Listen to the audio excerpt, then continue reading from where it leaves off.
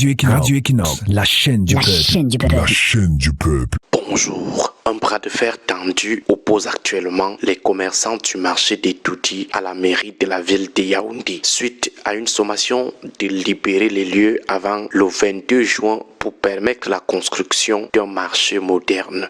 Les commerçants refusent catégoriquement de partir et rejettent la solution de recasement proposée à Olembe, craignant une future hausse abusive des loyers. Ils réclament avant tout le remboursement de plus d'1 milliard de francs CFA versés il y a 15 ans pour ce même projet alors resté inachevé. Une somme que la nouvelle équipe municipale dirigée par Luc Messi parlait du revers de la main en estimant que les occupants se sont fait arnaquer par l'ancienne administration. En plus de manifester leur colère, les commerçants ont poursuivi la municipalité en justice, menant à 2 audiences cruciales le 18 juin au tribunal de Yaoundé, centre administratif.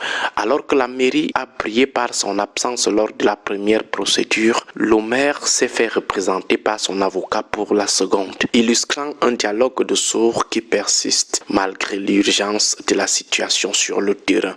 Ce conflit urbain du marché des Toudi dépasse largement le cadre d'un simple réaménagement technique pour relever les failles structurelles d'une gouvernance de la dictature et de la frappe. Ce site possède une particularité géographique majeure. Il est situé à peine à 50 km de la présidence de la République.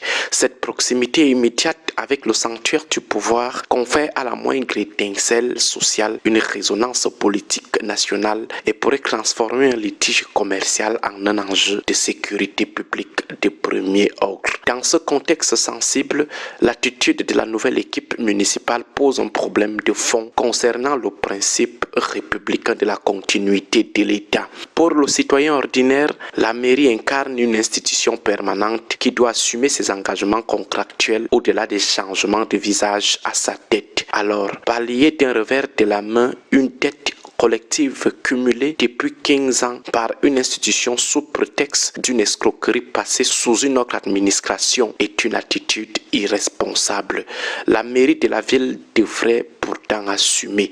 En plus, l'absence d'une véritable concertation en amont et l'envoi d'une sommation à très court terme sans résolution préalable du lourd contentieux financier ne pouvait mener qu'à une impasse. La modernité architecturale ne peut pas être imposée par la contrainte sans la construction patiente d'un consensus. Pour ces milliers de familles, le site de recasement de Lembe est perçu comme une forme d'expatriation économique qui menace leur survie en les coupant de leur bassin historique de clientèle. Le sentiment de spoliation est d'autant plus vif que ces 1 milliard de francs CFA volatilisés représente une perte énorme pour ces citoyens débrouillards.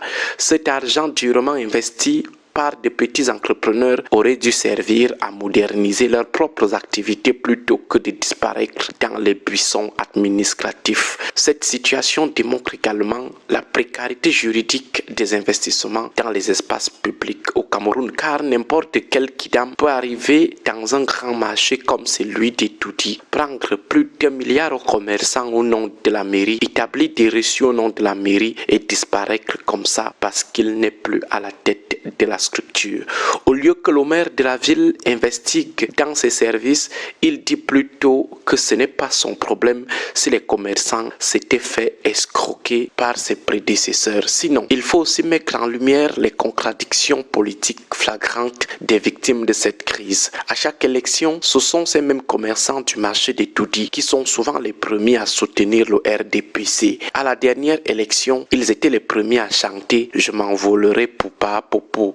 Ce sont ces mêmes commerçants qui n'hésitent pas souvent à insulter copieusement nous autres qui réclamons régulièrement une amélioration de la gouvernance et la fin des injustices. Aujourd'hui confrontés à la dure réalité du rouleau compresseur du RDPC, ils découvrent à leurs dépens que l'arbitraire n'épargne personne et qu'il peut finir par pleuvoir sur tous les toits. Voilà ces commerçants aux abois. Ces mamans qui disent souvent « allez faire ça chez vous » sont aujourd'hui obligées d'abandonner leur commerce pour aller rester au tribunal toute une journée. Nous nous demandons si elles ne savent pas que nous sommes dans un pays de la loi du plus fort. De toutes les façons, nous leur souhaitons bonne chance. Même si on sait intérieurement que les bulldozers du maire de la ville, Luc Messi, ne semblent pas se préoccuper de ce que le tribunal dira. Bon début de week-end à vous tous.